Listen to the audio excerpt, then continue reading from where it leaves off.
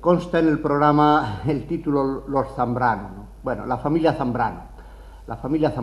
No solamente María Zambrano, sino que, como ha señalado Carmen, fue una mujer valiente y sabemos que de casta le venía. Es decir, que tuvo muy buenos maestros para ser valiente.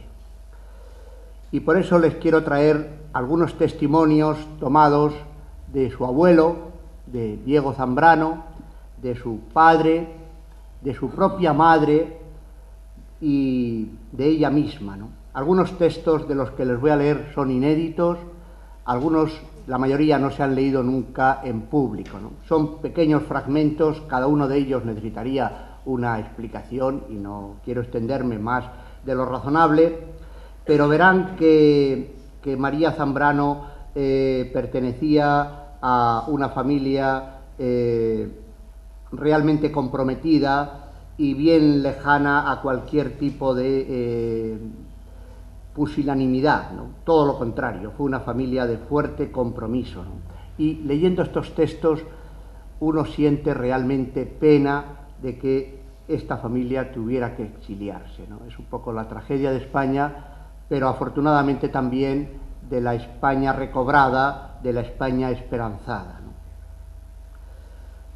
Este tema o esta forma de enfocar mi intervención aquí esta tarde me la sugirió esta carta de María Zambrano de 1957, que permanece inédita y espero que no por mucho tiempo, y que dirigió a una persona realmente importante en el conocimiento que hemos tenido de toda esta época, y lo comentaba con José Luis Avellán ahora antes de comenzar el acto, que fue Pablo de Andrés Cobos, que fue un maestro de La Granja, este pueblo cerca de Segovia, que fue depurado, que no se pudo reincorporar a la enseñanza y que ha sido una persona fundamental en el conocimiento de muchos de los datos que hoy poseemos de la familia Zambrano. Tuvo una correspondencia muy larga con María Zambrano, desde el año 57 hasta el año 73, que después la propia María continuó con la esposa, con la segunda esposa de Pablo de Andrés Cobos, algunos meses después de fallecer el día 3 de enero de 1973. Así que desde el año 57 al 73. Y fue un hombre clave en que las hermanas Zambrano pudieran recibir una pensión de orfandad que se solicitó a nombre de Araceli, ¿no? O sea que en los años 60, todavía durante los años del franquismo, ¿no? Pues el año 57 le decía a María Zambrano lo siguiente, ya digo que esto es lo que me ha dado pie para recuperar estos textos. Mucho me alegrará el que usted escriba esos recuerdos. Los pocos que pueden hacerlo no lo han hecho, y así en España todo se pierde. Con qué amor y respeto a la verdad recogen en otras partes del mundo esas memorias. A veces tengo la tristeza de que una figura como la de mi padre se haya desvanecido. Claro que sé que siempre queda. Lo recuerdo cuando decía, ¿a qué escribir? Para que en algún café o rincón de casino alguien diga, parece ser que ese Zambrino o Zambruno, no, que es Zambrano, no está mal. Qué paradójico era él que creía en el pensamiento, que se decía racionalista, que se dio sin tasa a las personas. Bueno, pues para que no se olvide, recordemos algunos de estos textos, muy breves, cada uno de ellos un breve fragmento. El primero pertenece al abuelo, a Diego Zambrano, que escribió 3 artículos en el periódico granadino X, que dirigía su propio hijo y que recuperamos para el número 1 de la revista Antígona. Bajo el título, en forma de interrogación, ¿los obreros deben ser políticos?, escribía lo siguiente: no conviene la indiferencia política a los obreros en nuestra España atrasada y ahogada por la reacción. Pues el propio Blas cuando le cerraron o cuando se vio obligado a cerrar este periódico que dirigió desde los primeros días de enero de 1900 hasta mayo de 1900 de ese mismo año, es decir, 5 meses, y que recibió, he contado, 40 artículos del periódico El Triunfo, que era el periódico que dirigía el obispo de Granada y que era un periódico fuertemente integrista, ¿no? Y que combatió ardorosamente este periódico de Don Blas, que era el órgano de la agrupación socialista de Granada, titulada La Obra, cuya finalidad fundamental era la de la construcción de escuelas. Pues cuando se vio obligado a cerrar el periódico, dirigió al director del Heraldo Granadino la siguiente carta. Está fechada el 16 del 5 de 1900. Lo digo por lo de la valentía. Mi distinguido amigo y compañero, el periódico X no se publicará más. La fuerza incontrastable de las cosas así lo dispone. Campaña que no quiero calificar públicamente de los elementos clericales, así como la indiferencia y abandono de amigos tímidos, que no son, por cierto, los nobles, generosos e inteligentes redactores y colaboradores de X, que era el título del periódico, amigos a quienes les parecía muy bien que el periódico defendiera un conjunto de ideas que favoreciera, si no defendiera directa o indirectamente, sus particulares tendencias políticas y publicara sus obras meritorias y sus nombres respetables por todos los ámbitos de España, y a quienes hoy asusta la idea de amparar X, de proseguirla y aun de rectificarla, a todos esos me dirijo. La resultante de esa tibieza, así como de los adversarios, ha terminado por cerrar X. Pero conste, terminaba diciendo Blas Zambrano, que estoy donde estuve. Enemigo, aunque insignificante, era y enemigo continúo siendo de la teocracia, del capitalismo, del militarismo, de la monarquía, de todas las mentiras convencionales que traen maltrecha, desnaturalizada y corrompida a la pobre humanidad. Demostrar esto en cuanto pueda y en la forma siempre digna y valiente que me sea posible. Por eso decía por lo de la valentía. Gracias anticipadas por la inserción de esta carta en el popular y bien escrito periódico de su dirección dignísima, y usted sabe que está incondicionalmente a las órdenes de usted, su afectísimo amigo y seguro servidor, Blas Zambrano. Cuando llega a Segovia, dirige a los amigos de Vélez Málaga un artículo del cual les traigo este párrafo, recordando sus tiempos de maestro de Vélez. Un alumno de los más aventajados de la escuela que yo regía, la superior de Vélez Málaga, quedó detenido en la escuela. Era aquel muchacho, si bien de buen fondo, como casi todos los muchachos de su edad, y más si son inteligentes, algo soberbio y poco disciplinado. Comencé a recriminarlo con grave serenidad, sin frases ásperas, sin tono agresivo, pero muy severo en el concepto, practicando en fin el clásico imperativo suave en la forma y fuerte en el fondo. Hice, como epílogo de la perorata, un llamamiento a su corazón y expresé sincera y diáfanamente lo que yo sufría a causa de las faltas cometidas por aquel discípulo querido, expresión inequívoca, pues las lágrimas saltaron a mis ojos. El chico rompió a llorar desconsoladamente. Había brotado el surtidor de sangre generosa que todos llevamos en el corazón. Se había puesto a flor de conciencia el cariño que sentía por su maestro, aquel excelente muchacho. Breves palabras mías de afecto y de esperanza segura en el mejoramiento de su conducta escolar, y salimos a la calle aún conmovidos, hablando grave y cariñosamente. Comprenderéis, sin que os lo diga, que fue la última vez que tuve que reprender a aquel alumno. Del prólogo a un manual de historia de España a la que se dedicó don Blas Zambrano durante los últimos años, con la mala fortuna de que cuando María Zambrano llevó este manuscrito a la editorial Espasa, pues Rafael Altamira había publicado su gran historia de España y dos inspectores de Palencia habían conseguido imponer un manual que habían escrito como manual para las escuelas, de tal manera que este texto de historia de España está inédito, ¿no?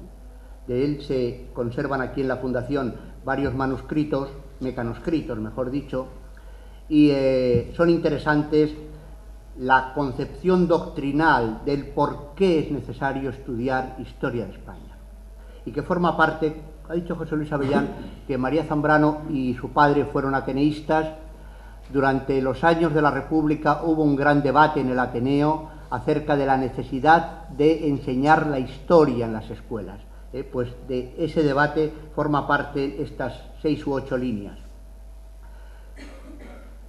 Pretendemos, decía en el prólogo de este manuscrito, que se aclare en el espíritu de nuestros jóvenes lectores el conocimiento de España y que se engrandezca el amor que, por obra de la naturaleza y de la cultura, deben sentir hacia su patria.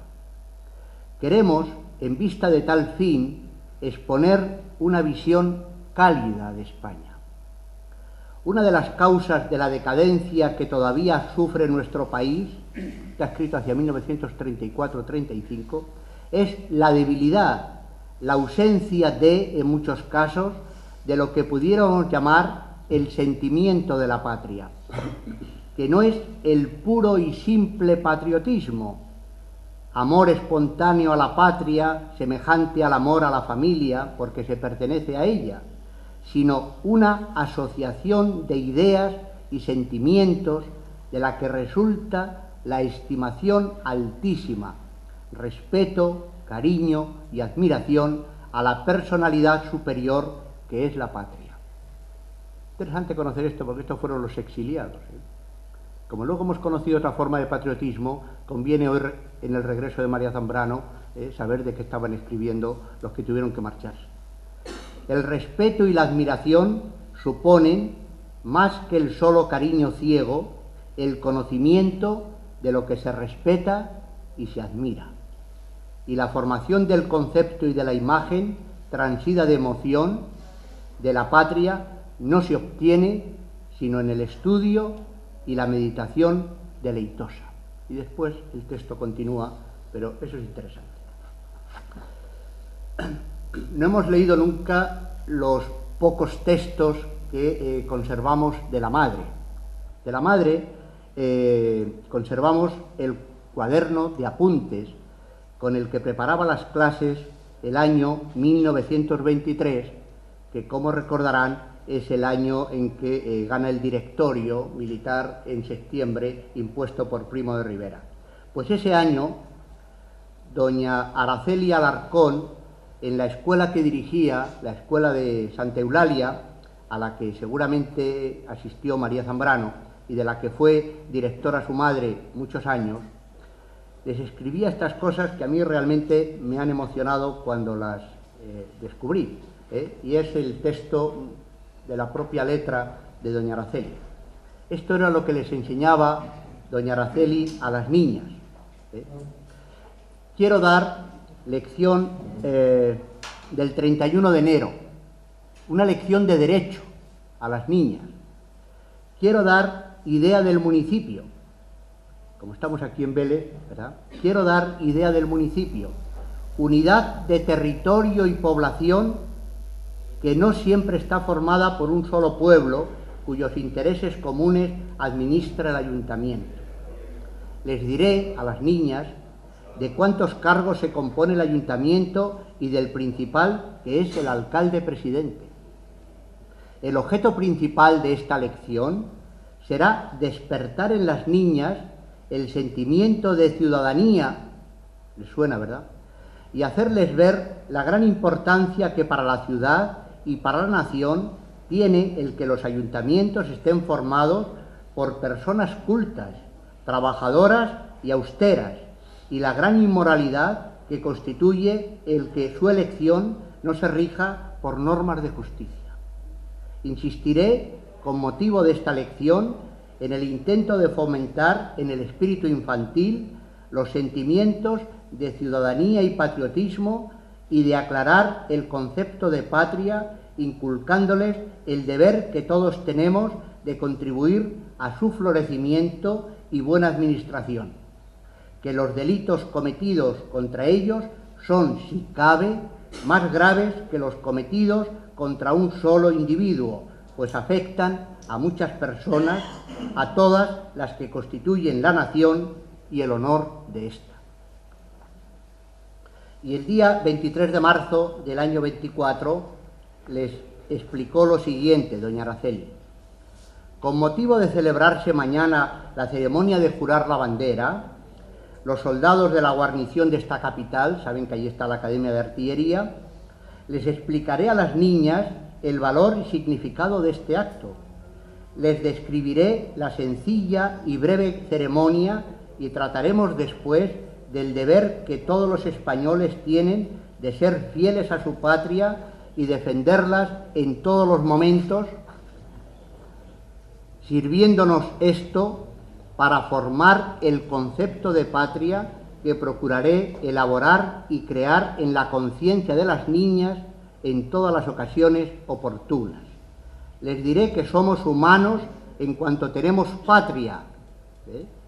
Ya quisiéramos en las clases de la universidad enseñar un concepto tan fuerte como este, ¿no? Les diré que somos humanos en cuanto tenemos patria, en cuanto que pertenecemos a un conjunto espiritual de seres que tienen un mismo pasado histórico y unas mismas leyes que regulan nuestra vida. Y un poquito más adelante les dijo, se ha procurado por todos los medios despertar el sentimiento religioso, el amor a Dios y a los hombres, no solo cuando se ha enseñado el catecismo, sino en todas las ocasiones. Se han hecho comentarios reverentes y llenos de emoción sobre la vida de nuestro Señor Jesucristo, etc., ¿no? Bueno, pues esta señora, el día 21 de enero de 1941, recibe el dictamen de la Comisión Superior Dictaminadora de Expedientes de Depuración con la propuesta de separación definitiva y baja en el escalafón correspondiente. A esta separación del escalafón escribió doña Araceli desde París una carta al señor ministro de Educación Nacional, a la sazón don José Ibáñez Martín, el 18 de enero de 1944, firmada por doña Araceli Alarcón Delgado en estos términos. Excelentísimo señor, la que suscribe Araceli Alarcón Delgado, de 65 años de edad, de estado viuda, domiciliada en París, que fue maestra nacional, que ingresó en 4 de agosto de 1901 por oposición directa en las categorías superiores de las escuelas de primera enseñanza y siendo la última servida a la Escuela Nacional de Niñas de Madrid, etc., que el día 28 de diciembre del año 36 presentó expediente de jubilación por imposibilidad física, jubilación que le fue concedida por orden de, etcétera, etcétera, voy salvando todas estas cosas, afirma que en el mes de diciembre de 1938 salió de Barcelona para reunirse con sus familiares que se encontraban en Francia, donde continúa por deseo propio de vivir al lado de ellos y por necesidad absoluta de ser atendida por cuidados familiares, puesto que su enfermedad le impide desenvolverse física y continuar en la enseñanza como sería su deseo, que por este motivo dejó de percibir la mencionada jubilación, que viéndose privada de ella no puede atender sus más indispensables necesidades y por tanto desea recobrarla de nuevo y entrar en el disfrute de sus derechos, previos los requisitos que las autoridades acuerden a este fin. Asimismo afirma que no tiene ninguna nota desfavorable en su larga carrera profesional y ha sido estimada y premiada por las autoridades de la enseñanza con oficios laudatorios, votos de gracia, gracias de real orden, aumento voluntarios de sueldos, sobresueldos, todo ello por méritos contraídos en el ejercicio de la enseñanza, destacadamente patriótica y religiosa. Hace constar que la última distinción obtenida fue gracia de Real Orden, siendo ministro de Instrucción Pública y Bellas Artes el excelentísimo señor Duque de Alba, por haber contribuido a la recuperación de bordados populares españoles, lo cual está datado que fue así. Y por último afirma que nunca jamás, en ninguna época de su vida, hizo política, y que durante la guerra y después de ella ha estado enferma, y así continúa por ser ya crónica su dolencia. Bueno, pues a esta carta le responden el 1 de febrero de 1944 la sección central del Ministerio Nacional, de Educación Nacional. Visto el oficio de vuestra ilustrísima de 27 de enero último, en el que se remite instancia de doña Araceli Alarcón Delgado, presentada en el Consulado General de España en París sobre su situación como maestra nacional jubilada, resulta de las manifestaciones de la interesada que fue jubilada en 19 de abril de 1938, desempeñando el cargo de maestra de la Escuela Nacional número 57 de Madrid y clasificada por la Dirección General de la Deuda y Clases Pasivas con la cantidad, etc. Evidentemente se trata de una jubilación acordada en periodo rojo, que es indispensable convalidar para que surta los debidos efectos en el caso de que se acredite que el acto administrativo fue consecuencia de disposiciones anteriores vigentes a las que no alcanza la nulidad dispuesta por el decreto del Gobierno Nacional de 1 de noviembre de 1936. Por lo que se procede que la interesada tramite por la sección administrativa de enseñanza primaria de Madrid la petición de que sea convalidada la expresada jubilación, por haberse ajustado, etc. Así que le decían que se pasara por Madrid a solucionar su problema, ¿no? En fin, y termino con dos textos, uno de la propia María Zambrano y otro de Antonio Machado en la carta que recuperó Juan Fernando hace ya bastantes años. El texto de María Zambrano sobre sus padres es el siguiente. Pertenece también al epistolario de Pablo de Andrés Cobos y es un texto que permanece semiinédito, pero que es fundamental para entender la vinculación de María Zambrano con sus padres. Dice así: gran parte de mi meditación sobre lo español tiene como centro, y no sólo como origen, el entender a mi padre, el querer reconstruirlo desde adentro, el querer encontrar un lugar del pensamiento del alma, de religión, donde su pensamiento hubiese podido encontrar forma objetiva y perdurable. Sé que no ocurrió eso que a él le ocurrió, sé que es algo de la tradición española desde que España se constituye en Estado. El que el pensamiento de esa clase o especie de personas no haya llegado a encontrar la forma adecuada en el pensamiento occidental es parejo a que en España, como vida, como sociedad y como Estado, no la haya encontrado tampoco. Es decir, que habría habido una tradición española que no habría tenido capacidad de incorporarse al Estado. Y esa es buena parte de la clave del pensamiento de María Zambrano. Y el texto final es el mucho más conocido, recuperado por Juan Fernando, la carta de Antonio Machado a María Zambrano, el año 38, cuando no sabía que había muerto su padre, y le decía lo siguiente: diga a su padre, mi querido don Blas, que lo recuerdo mucho, y siempre, para desearle toda suerte de bienandanzas y felicidades. Dígale que hace unas noches soñé que nos encontrábamos otra vez en Segovia, libre de fascistas y de reaccionarios, como en los buenos tiempos en que él y yo, con otros amigos, trabajábamos para la futura república. Estábamos al pie del acueducto y su papá, señalando a los arcos de piedra, me dijo estas palabras: Vea usted, amigo Machado, cómo conviene amar las cosas grandes y bellas, porque ese acueducto es el único amigo que hoy nos queda en Segovia. Y siempre he pensado que cuando a uno no le queda más amigo que el acueducto, el exilio es inevitable. Muchas gracias. Pero la vuelta también.